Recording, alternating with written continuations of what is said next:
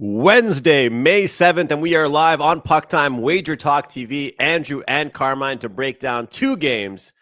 Games 2 of the Panthers and Leafs, and Game 1 of the Jets taking on the Dallas Stars. Current price is minus 140 on the highway for the Panthers in Games 2 and minus 115 on the road for the Dallas Stars in that Game 1. Carm, the NHL playoffs continue to live up to the hype with some exciting games last night. How are you doing, man? And how was your night? My night was miserable, Andrew. First of all, to our guys in the chat, I apologize for the late delay. It is my fault. I'm having some audio issues, but Dan, our producer, is on top of it. Somehow my earbuds won't connect properly. But with that said, guys, two games yesterday. Andrew, I got to pose this question to you because I'm a little frustrated, and it's been a really good 30 days of hockey, 40 days of hockey, a very good playoffs. But last night, I had the Vegas Golden Knights. They jump out to a 2-0 lead, and it seems, for me at the very least, Andrew, it's been a reoccurring theme the last week. If I have a hockey game that jumps out to a 2-0 lead, if I have a soccer game that jumps out to a 2-0 lead. And in soccer, it is tough to blow a 2-0 lead. In hockey, they say the 2-0 lead is one of the worst leads to have. As a bettor, if you told me, hey, I'm going to give you the Vegas Golden Knights and a 2-0 lead in the first period, will you take it? I'm like, yeah, here, take my arm, take my leg. I am taking the Vegas Golden Knights. But the Edmonton Oilers continue to score goals in the third period. Andrew, I watched those two games. Did anything stick out to you about how Washington played against Carolina and how Vegas played against Edmonton? And I want your thoughts on this because they seem like two teams that did not play like this during the regular season. I know exactly where you're going with that, Carmen. I couldn't agree with you more, man. I mean, these teams, you can't just sit back. And I'm looking at the Edmonton Oilers, and I keep asking myself, can this team continue to play pond hockey and win playoff games in the NHL? And quite frankly, last year they kind of did it in their playoff run, and this year they're kind of doing it as well. I'm very curious, and I wish we had the numbers, how many games the Edmonton Oilers have won this playoffs without scoring 4 goals. I always talk about 4 being the magic team total number. I mean, that team just says no matter what the other team does, we're going to go out there and put goals up on the board. And as far as Carolina and Capitals and the Capitals are concerned there with Washington, we see a lead that just you can't protect in the playoffs anymore in this day and age. You really can't. But I'm curious, Carm, I asked you yesterday on the show, does under correlate with this team? Does under correlate with that team? It's not something we always want to talk about on shows because maybe, both teams could hit the over or both teams could win and the under hits. But I think yesterday it became a little bit transparent for what we're going to need to see, especially in the Vegas series. I think, of course, Vegas can score goals, but they're going to need to get that early lead like they did yesterday and then learn how to win a 4-2 game, a 3-1 game, a 3-2 game, because the second you say, okay, we're going to go to 4 or 5 goals, that's when it starts to get tough for them. I just didn't get it. I watched the Washington game, and I could tell early on that this if you're in game betting, you just got to smack that under. And I had a small play on the over. The Caps just seemed they got that lead, and it reminded me of watching 1980s Italian soccer where our team would score a goal and then play like 80 minutes of defense defending, and it's one of the worst feelings in the world because you're like, uh, come on, step on their throats, try and score a second one. You're not gonna. It's very tough against a team like Carolina, or it's very tough against a team like the Edmonton Oilers to try and protect a 1-goal lead for 30 or 40 plus minutes because you lose all momentum once they score that goal. And Carolina, 33-14, the shots on goal yesterday in that game 14 shots on goal for Washington in game one at home in front of their crowd, and Carolina got it done. Now you can say, well, Washington almost did it. Well, almost doesn't get you a win in the win column. It did for Carolina. And then 17 shots on goal for the Vegas Golden Knights at home against the Edmonton Oilers. Uh, Goaltending for Edmonton won't be a problem if Vegas is only getting 17 shots on goal. Calvin Pickard's not going to have to make a lot of shots. And kudos to the Edmonton Oilers because they kept a lot of those Vegas shots on the outside perimeter, and kept the front of the net clean. So it was pretty much as easy a game for Pickard. And then they get a lucky one, the Oilers, to tie it up, of course. Pretty much from behind the net, off of Aiden Hill and into the net. But a goal is a goal. It doesn't matter how it gets there. So both teams are going to have to be better, going to have to play a little bit better. That's not what I expected from the Washington Capitals. And the Vegas one, I talked about on the show, I thought the total should be 6 instead of 6.5. It landed right on 6. There was still a couple of minutes where they could have got the empty netter and made it 5-2, but they didn't. So if anyone took the under, at least you guys cashed a ticket there, Andrew. But let's focus on today, man. Florida and Toronto. -140 on Florida, +120 on Toronto. Leafs get the game one win. As of this morning, before we went to air, Andrew, I still had not heard about the status of Stolarz, but report yesterday was that he could play tonight. Have you heard anything? Carm, it looks like he won't be out there. I think it's going to be at least one game off for him because right now the goaltender depth chart is looking to be Joseph Woll, and then we go right to the backups after that. So I think Hildeby is out there as well. And I think we might have seen, is it Murray out there as well? So anyway, Karma, he is not an option for tonight's Stolarz. I don't see him being an option. I think that they're going to take at least one game off for him. And I think that it's going to be a lot better for Joseph Woll having the opportunity to at least get a chance to, if he's in the game tonight, not have to be, rushed into the game the way he is. So, going in cold is tough. And so at least if you're going to be in the game, you get to go in from the start. So I just wanted to confirm. Yeah. So Matt Murray will serve as Joseph Woll's backup tonight. Anthony Stolarz is, quote, recovering for today. So, you take a shot off the mask and then you take that elbow to the back of the head. I don't think many of us thought it would be a good idea for him to play tonight. And we also know that 1-0 lead for the team gives that cushion. And then, of course, they get a little bit of a break before they go back to Florida. So that does change for people. And, Carm, I actually feel for Joseph Woll because it was a tough spot for him in the last game to get plugged in. He did give up a few goals late in the game, but he's also been good this season, man. But at the end of the day, you look back at that Ottawa Senators series, if we do rewind a little bit, I truly believe that there weren't really enough people giving credit to Stolarz in that battle against Allmark. Because guess what? No matter which way you want to shape it, there were a lot of low scoring and 1-goal victories in that series versus the Ottawa Senators. And you look at the back-to-back overtime games. You look at that Game 6 series clinching victory. Well, they needed Stolarz to be big. So as much as Joseph Woll is an option, this is definitely a change. So looking at the opener, 125, current price being -140, pretty much across the board.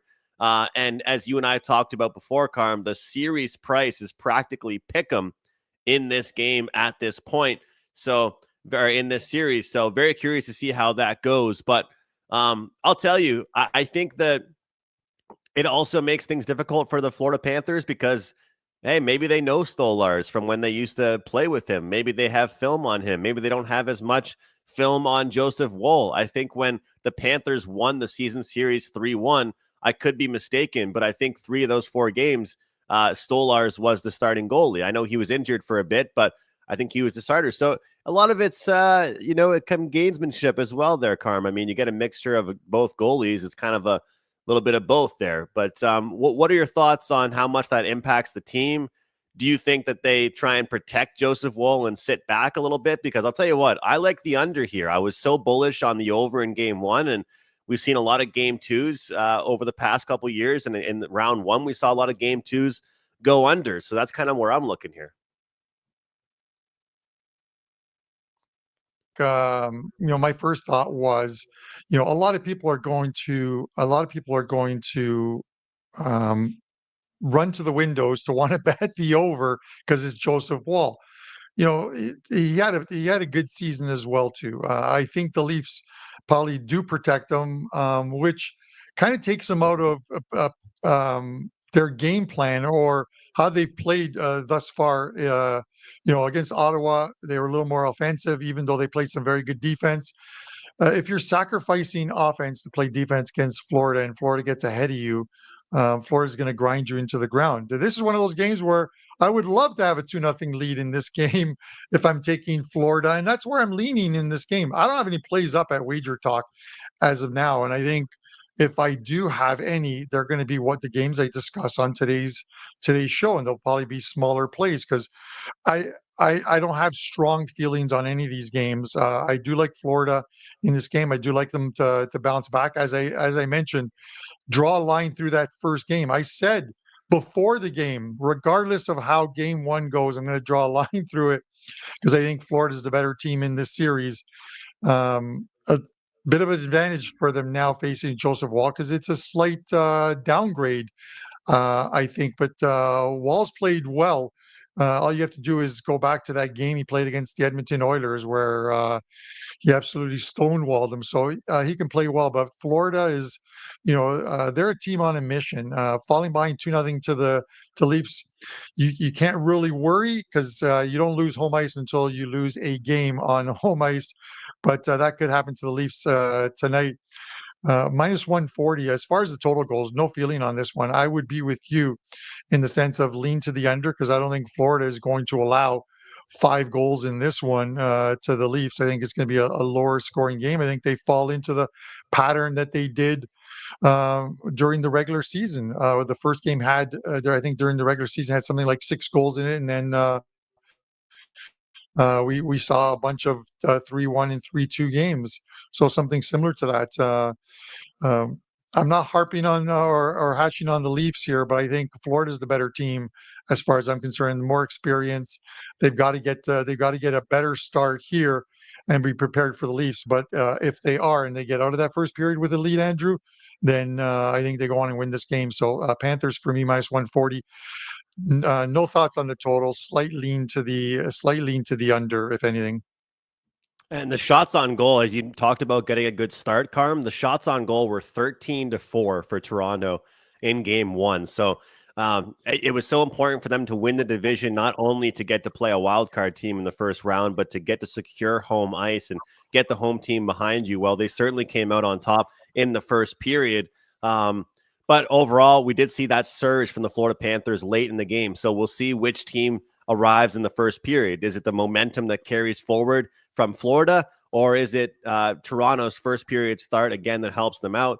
Very curious as well to see how the physicality affects this game, because as much as I'm sure that Sam Bennett's made a lot of questionable plays. We all know that. I'm sure he wasn't trying to take a goalie out of the play. I mean, who knows? Maybe some people think that. Maybe that's what it was. But I think that there's going to be a fine line tonight because Florida, after they went down, they were kind of being physical and doing a bunch of kind of crazy stuff because they were kind of accepted that they already lost the game, even though the game actually finished 5-4. But in this game, it's going to have to be a very, very disciplined game. So be very curious to see if the Leafs try and retaliate. I know Berube won't want them to do that, but I have a feeling this game will be called tightly based on the stuff we saw in game one. So I'm here to say that I definitely believe, especially in Toronto, Florida correlates with the under, I would probably say, and Toronto correlates with the over. So we'll see what happens. Not that Florida can hit the over, but I think that it probably benefits them to keep things lower scoring. And Bobrovsky probably didn't have his best game either. We'll see if he can bounce back in the way that he usually does. Some unique props I mentioned on the blue line there, Carm. Over 1.5 block shots for Aaron Ekblad, over 1.5 block shots for Simone Benoit. these block shot props are pretty good to bet in the postseason, as these guys are just sacrificing everything, putting the body on the line. So I do like those quite a bit. We had a comment about the first period under from Stars 96. Yeah, wouldn't talk anybody off that. I wouldn't talk anybody off that whatsoever. We saw game one start with a bang. There was no lack of hatred between those two teams. The excitement, the electricity was in the building from the second the puck dropped. I think the Leafs are going to protect Joseph Woll. I think they know it's their second option. Carm said it. He's a good goalie, but he's their second option. And I wouldn't be surprised to see this first period be a little bit more low event than we saw game one. But that's it for me, Carm. I'm going to lock in the under here in this one. Probably end up with some player props, and maybe I'll tweet those out later on. But that's it for my thoughts. Are you good to move on to the next game? Yeah, a couple more thoughts on this one, because both from the personal point of view in a discussion I had on the phone yesterday, and then listening to some of the sound bites coming out of the Toronto dressing room, and their coach. So first of all, I make a call yesterday to my neurologist because I have an upcoming appointment or whatever, right? And kudos to him, best guy at Michael Garron Hospital here in Toronto. And I asked him about, because I know he's a hockey fan. So I asked him about the game and about the elbow. And you know what he said to me? He goes, the shot that Stollarts took to the mask from the puck, he goes, had a better chance of giving him, of snapping his neck and giving him a concussion than the actual elbow delivered by Sam Bennett. Now he says, the Sam Bennett one was still contact, but he was already showing signs when his helmet came off and his blink rate. He's talking about all this stuff, and I was like, "Can I get you on the show to discuss this?" And he wouldn't come on the show. It would have been great to get that from him, but he talked about that. And then listening to the sound bits, and I get it. People hate Sam Bennett because they say that this is the third time he's done it. Maybe there's a little truth to him saying, that they are friends, and he did the part where he didn't know he made contact. I think if you make contact even lightly, brushing him. But I love what Craig Berube said when they asked him about how the game has changed and evolved, and what would have happened in his day. And and he was frank. He goes, in my day, someone would have taken care of that right away. He goes, it probably would have been me, he said, but someone would have taken care of it. It is good to hear a coach of a hockey team say something like that, because everyone's afraid of being fined by the NHL for saying something that's improper. I love the fact that Craig Berube said, somebody in my day would have taken care of that, because in a way, he is sending a message to his team and maybe to the Florida Panthers that be on alert. So we shall see how that goes. But any thoughts on that, Andrew? And then we'll jump right into the Dallas Stars and Winnipeg Jets in game one of their series. Yeah, that's the big thing. Number one, there was no penalty actually called on the play. And number two, where were the Leaf players coming to defend him? If this team changed, if their atmosphere changed, if their environment has changed, then where were anybody going to defend him? And this is the thing, is I don't want to hear anybody tell me that, they didn't want to take a penalty. They didn't want to risk going to the box. You had a lead. Wasn't the score like 4-2 when that happened? I mean, at the end of the day, you had the lead. You got to do something to stick up for your goalie. But the fact that there was no penalty, that's the shocking thing. Like Chris Pronger's tweet, he goes, I think a lot of people are a lot less pissed about this if we at least saw a 2-minute goalie interference call, but we didn't even get that. And I think you said it yesterday on the show, or maybe, yesterday, he's very good at being sneaky about it. And that's kind of what makes Bennett a little bit dirty. It's that he is so good at disguising it. Like when Jacob Trouba runs somebody over with his elbow, you kind of see that coming. But when Sam Bennett does it, he does it so discreetly and quietly, and nobody's really going to ask him, if was this intentional? Did you do it on purpose? Because it was so quiet. It was so discreet. So I feel like that's what makes it difficult for them. But look, yeah. I'm no doctor, but I said the same thing. I mean, he took an absolute laser off the mask. And then he did that shake. And apparently when a guy does a shake like that, it's not very good. So look, he's on rest. Joseph Wool's in net tonight. Let's hope he can do well and have himself a night. Dallas and Winnipeg, Carm. Right now, looking at these prices, we've got a ton of sports books up showing the odds right now on the great page at oddslogic.com, which you guys can go and get a free 7 days right now. I have one of my monitors to my left with the Odds Logic page on it nonstop, 24 hours a day. Love watching these numbers. Game one, Carm, we did see a flip from Winnipeg opening faves to now Dallas minus 125 at South Point, about a pick'em at Circa and Penny. Looking at this series price overall, Circa showing plus 150 on Winnipeg. Look, you and I already talked about our thoughts on the series overall, but you know that these are going to change big time once this game ends tonight. As I talked about how I was kind of hoping for Toronto to win game one so I could jump in on Florida in game two. Is Winnipeg going to ride momentum, do you think, from the fact that they were 1.6 or 8 seconds left from being golfing? Are they going to ride momentum, or do you think they could be a little bit out of gas? Well, I don't think they'll be out of gas just because with this game going today, Wednesday, they've had some time off since that game seven. So I think if they had to, because we saw it last year, there was a game seven, and then the team literally, I'm not sure if it was the Bruins series, they literally had to start the next round 2 days later. You just don't have a lot of time off. A little more time off here. The Stars coming off of a big series win as well too against Colorado, and one where they had to come back, and it was an emotional game for them to have to come back and win that one as well too in the third period. So that's one of the things that sort of leads me to the over, Andrew, in this one. I'm just worried about the VIG getting a little too high. Right now it's 5.5. I'm seeing minus 20 in some spots, minus 25 in some spots on Odds Logic. I like the over in this one. I'm probably not going to take a side in this game. I'm just going to watch to see how game one goes because I just don't know.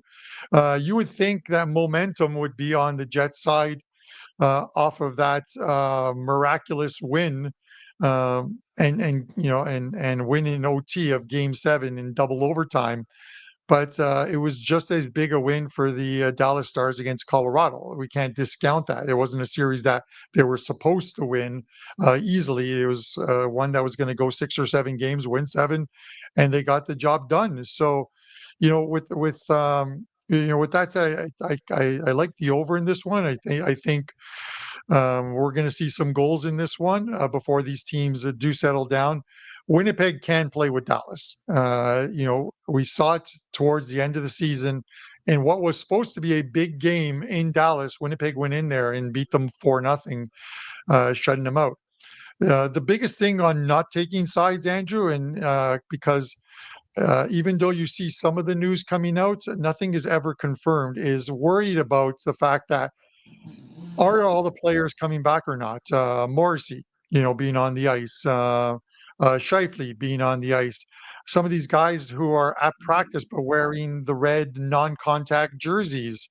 Obviously, Robertson for Dallas, Heiskanen. Like Heiskanen is the biggest miss of all the guys I think I mentioned. He's probably the biggest miss. He makes such a difference to that Dallas Stars team. So you want to see these guys in the lineup for game one. But until I know, I wouldn't want to take a side and then find out that a couple big guys are not going to make the lineup, even though they were projected as game time decisions. That's why sometimes it's better to pass on a side if you're unsure. And especially if you're asking other people to put money on it, that play, you definitely want to pass if you're not sure. And that's why I'm not taking a side in this Dallas Winnipeg game, but leading to the total in this one in the over. And as I said, no plays up at WagerTalk, but if they are up, it's likely going to be the ones I discussed that I like, which is the lean on Florida and the lean on the over in this game. Some freebies, Carm. I like it, man. And you know what? I think this will be a client play for me as well, the over. Game one's overs, wash, rinse, repeat. And you know what?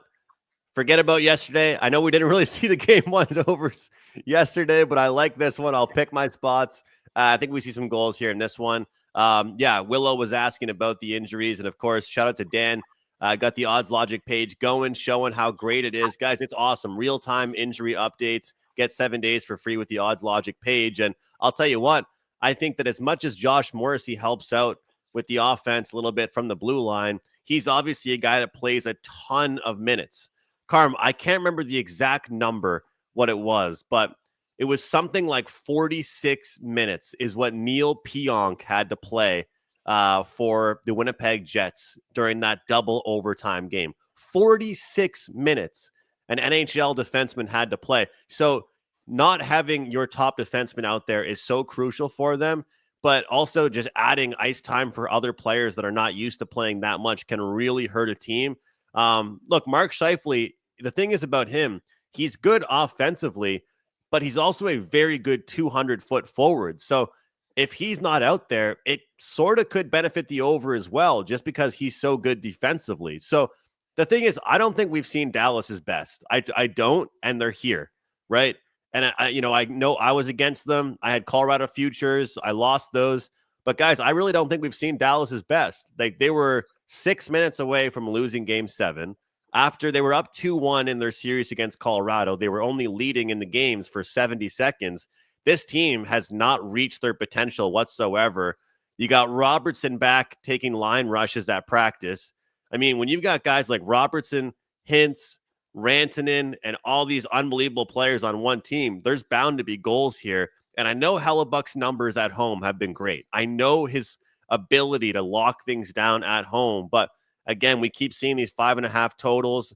I wouldn't be shocked to see some goals in this one either, Carm. So, guys, be on the lookout for some of these injury updates. And again, you know what, Carm? I think that Heiskanen being in, he is such an offensive defenseman. He definitely doesn't hurt us with the over either. You know, obviously he's a good defenseman, but I don't think he hurts us with the over as well. For him coming in, he'll be fired up and he'll be jumping up into the rush all the time. Obviously, two great goaltenders, but we'll see what happens in this one. I want to give a shout out to Randy Ortiz. He called Alexi Protas to get a goal last night. I think it was around like plus 375 or plus 400. So shout out to all of you guys that left comments yesterday with your goal scoring predictions.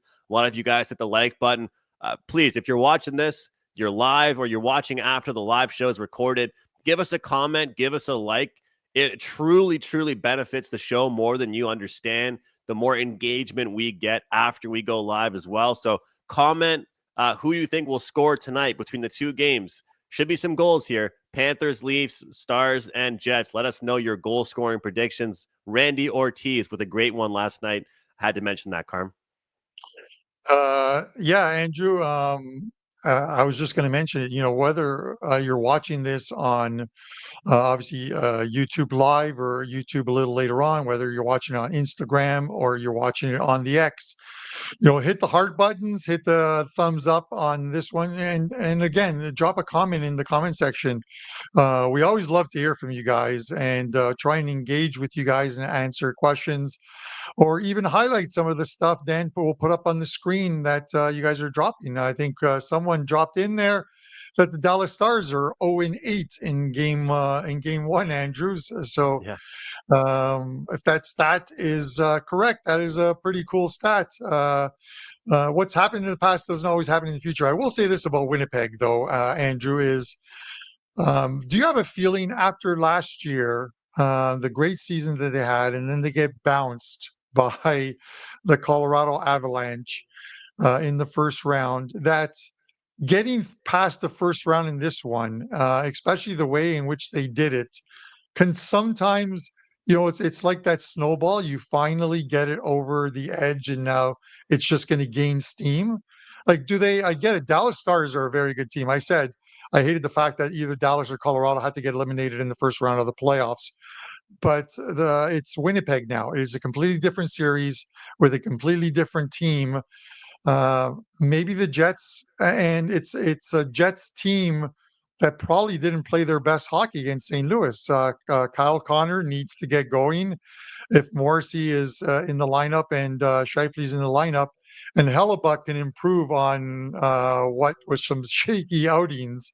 Maybe not tonight because I want to take the over, but can they win this series, Andrew? Because I did mention I think plus 150 for this Winnipeg team that finished first in the Western Conference and has home ice in this series. Plus 150 is just um, it's disrespectful to say the least. I get it with the Stars, uh, but don't discount the fact that the whiteouts in Winnipeg can fuel the last 5 minutes of the game. Not one guy, well, there's probably one guy, but everyone in Winnipeg was standing for the last 5 minutes of that game, cheering the team on, never gave up.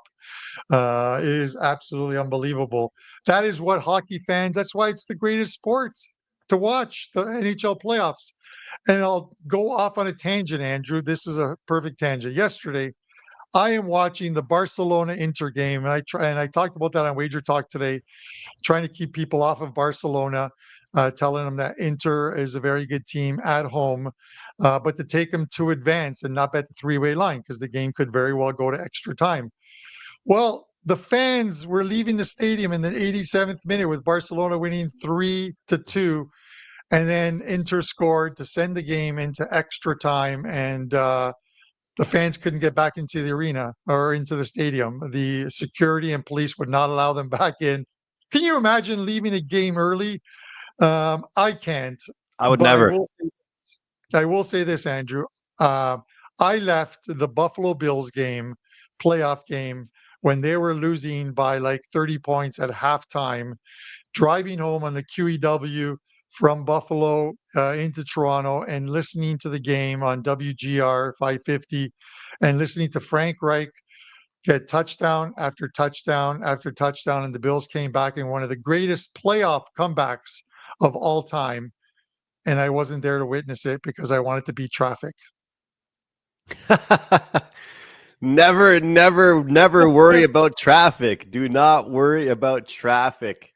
Oh man, I think the longest game I've ever seen, Carm, was it was a playoff junior game, and it was like quadruple overtime. And I knew a few people that had left the game because the home team where I live was down 3-1 and went to overtime 3-3, and it ended in the fourth overtime period. I remember being there with my old man, and he was like, man, I just want to go home to sleep. Like, he just wanted to go home. I was like, we are not. And they closed the concessions. You couldn't even get food or drinks or anything. So you're just waiting for the next one to start. But looking forward to a really, really good night of hockey. I cannot wait.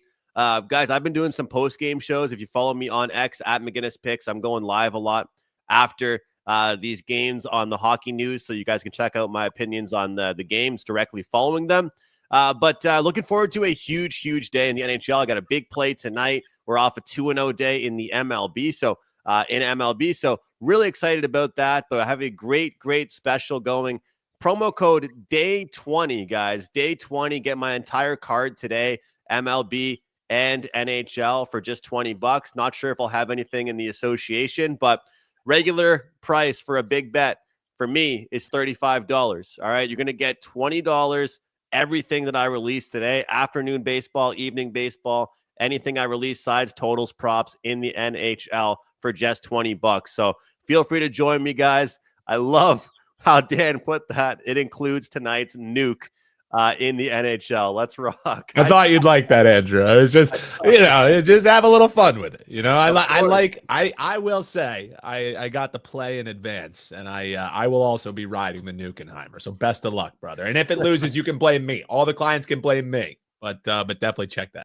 Dan always knows. I just message him out of nowhere in the morning. I'm like, yeah, I'm smacking this play, especially in the summer. If we haven't talked as much, I'll just send him a CFL play, and we're all over this bet tonight. So yeah, guys, big play in the NHL, but also don't forget about Major League Baseball. I think I'm up about 9.5 units, top 5 at the website, WagerTalk.com, number 1 last 7 days. And I'm trying to keep up with my brother Carmine because Carm went to Europe and just went on an unbelievable run. So Carm, I know you mentioned a lot of the thoughts you have in the NHL for tonight, but overall, what's going on for you the next couple of days?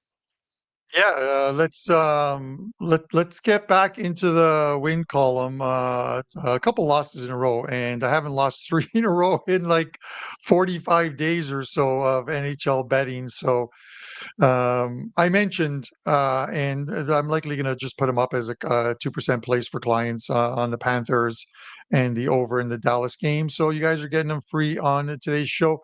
One play in afternoon Champions League. That one I'm not giving to you. You guys got to get to the website and get that one. But grab it. It's going to be a good game, and there's a couple games tomorrow in Europa League as well too. And I've got a pretty big game lined up for tomorrow as well too in the NHL. So head up, maybe pick up that 3-day all access and get all the plays for the next 3 days, because it's going to be some great action across all sports. Andrew, keep hitting those baseball plays. Guys, we love the comments that you guys are dropping in there. We appreciate it. The stats, everything you guys put in there. You guys always keep it cordial with each other. Hit that like button, hit the heart button on the X and Instagram. We appreciate you guys always tuning in. Let us know who your best bets are. And for myself, Andrew, and our award-winning producer, Dan, the man, Alexander, this is Puck Time. We will see you on Thursday.